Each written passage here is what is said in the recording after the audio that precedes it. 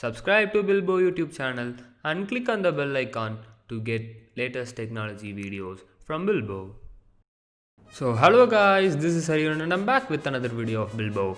In this video we are going to see about the detailed review about Oppo F17 Pro. Without any further time, let's get straight into the video.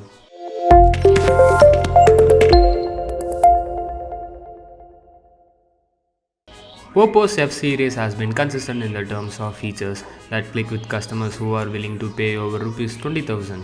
There is no denying to the fact that the entire Rs 15,000 to Rs 25,000 market is flooded with some amazing phones that are mostly well spec'd. Oppo's F17 Pro falls short of few things in front of those amazing smartphones but there are some features that can win you over.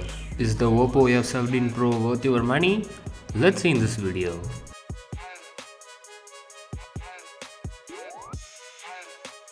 Everything looks just perfect on the smartphone. It has a matte finish at the back that does not attract many fingerprints. Although I am not sure about the other two variants. But what is eye-catching is the way the camera has been placed. It is unlike the one Reno 4 Pro. Instead of sitting vertically, the four cameras are boxed into a square, giving a refreshed look to Reno 4 Pro's design. You have a USB-C port for charging and 3.5mm headphone jack. The F17 Pro is also touted as the sleekest phone of this year. It is just 7.8mm thick and weighs 164 grams. It is very light and comfortable to hold for extended hours. The F17 Pro has a 6.4-inch 1080-pixel AMOLED screen with a wide cutout on the top. Most smartphones today come with reasonably good displays and the one of F17 Pro is on par with them. It can produce good and rich colors. Watching movies and videos on the screen is an enjoyable experience and punch hole does not seem like distraction.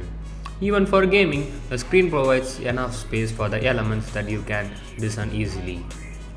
But what is a serious problem is the lack of 90Hz refresh rate. Even a Rs 13,000 phone has a 90Hz refresh rate, but this F17 Pro seems dated for missing out an important feature that should matter to you, at least in 2020.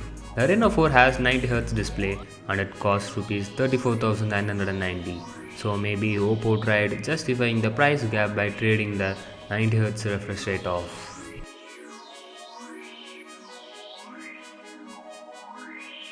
Oppo's camera are exceptionally good no matter what the price the phone has. The F17 Pro has 4 of them at the back and 2 on the front. It has a 48MP primary camera on the back accompanied by an 8MP ultra-wide camera and a 2MP mono camera for close-up shots and a 2MP mono sensor for portrait mode photography. On the front, you have a 16MP primary camera and a 2MP secondary camera. Here are some sample images which is taken from this mobile.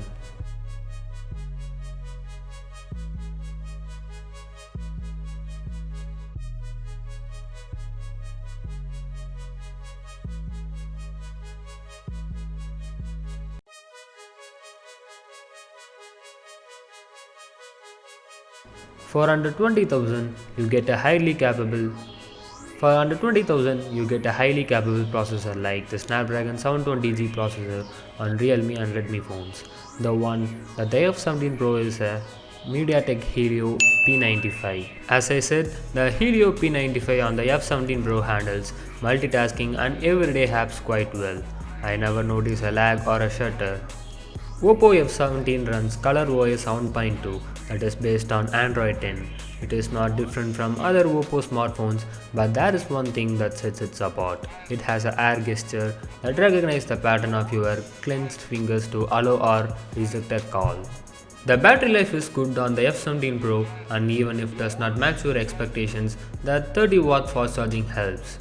It can top the 4000 mAh battery in about 50 to 55 minutes. If you have to rush and your phone's battery is dead, your 10 minutes charge will help you cover for about 2 to 3 hours.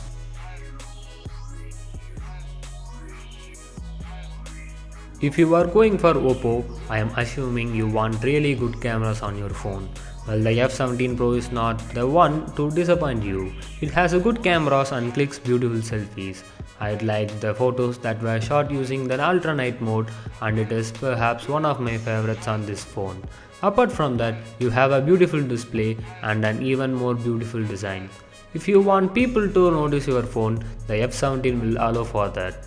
But if you are someone who is looking for a smartphone to play a lot of high-end games, the F17 Pro does not make the cut.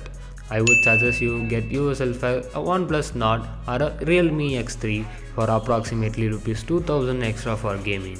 So guys, we came to end of this video. If you like this video, click on the thumbs up button and share your valuable comments on comment section. And then don't forget to subscribe Bilbo and click on the bell icon to get instant notifications from Bilbo. Thanks for watching. Cheers!